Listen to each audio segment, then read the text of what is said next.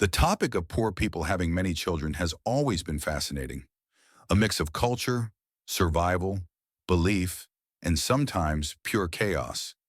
It's one of those subjects that make you laugh, think, and sigh all at once.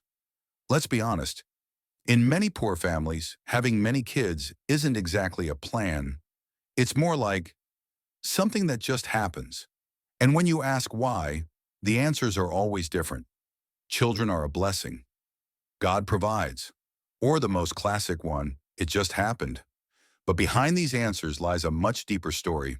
For centuries, poverty and fertility have gone hand in hand. When life is tough, people often turn to the only thing that gives them hope: family. Children become a source of joy, purpose, and identity, even when there's barely enough to eat. Because in poor communities, having children is not just about love, it's about survival. In the past, this made sense. More kids meant more hands to work in the fields, to help at home, to take care of siblings. Children were an investment, the kind that would someday pay back in the form of support, labor, or even pride. It wasn't romantic, it was practical. But now in the modern age, that logic should have disappeared, right? Not quite, because now everyone has a phone, everyone is online, and poverty has gone digital. On social media, we see poor families with 7 or 8 children laughing together around a small table. The comments say things like, "How beautiful, such a big family. This is real happiness." But no one asks how many of those kids went to bed hungry that night. Even poverty has become something to show off, a new form of survival theater. Rich people post vacations, poor people post togetherness. Both try to look happy, but deep down, there's something else going on. For many poor families, children are not future investments anymore. They are the helpers of today. One child cleans the house, another takes care of siblings, another runs errands.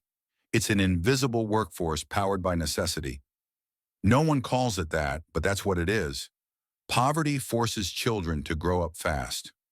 One day they want a toy car, the next they're working beside their father. And this is how poverty stays alive. Not in the wallet, but in the mindset. Now let's be honest. Poverty can be both tragic and funny. It's like walking a tightrope between despair and humor. Picture a man with 9 kids.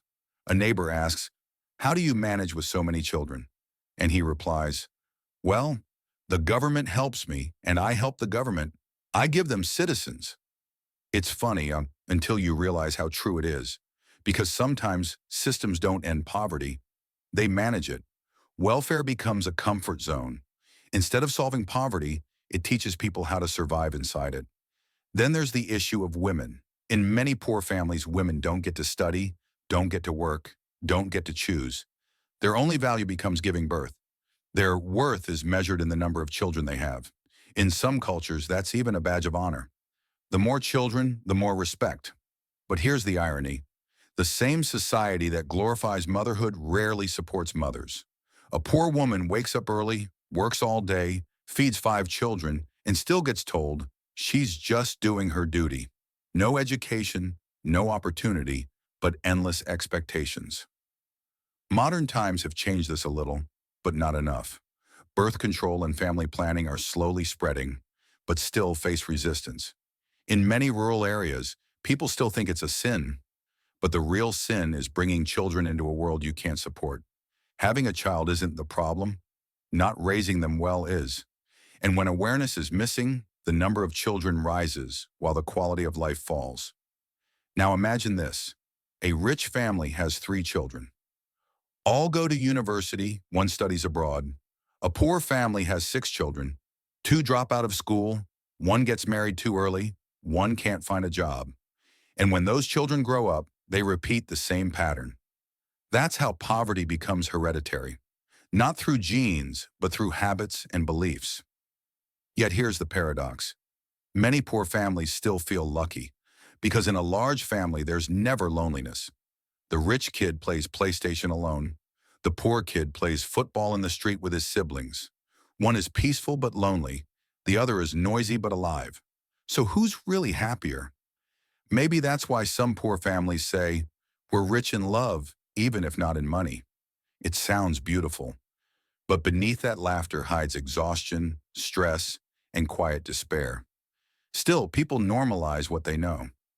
Then there's culture, the invisible hand. In many places, people truly believe children bring blessings. If you only have one or two, they look at you like something's wrong. What, only two? That's not even a family. You hear that everywhere. In Turkey, Africa, South America, Asia, society decides what's normal, not logic.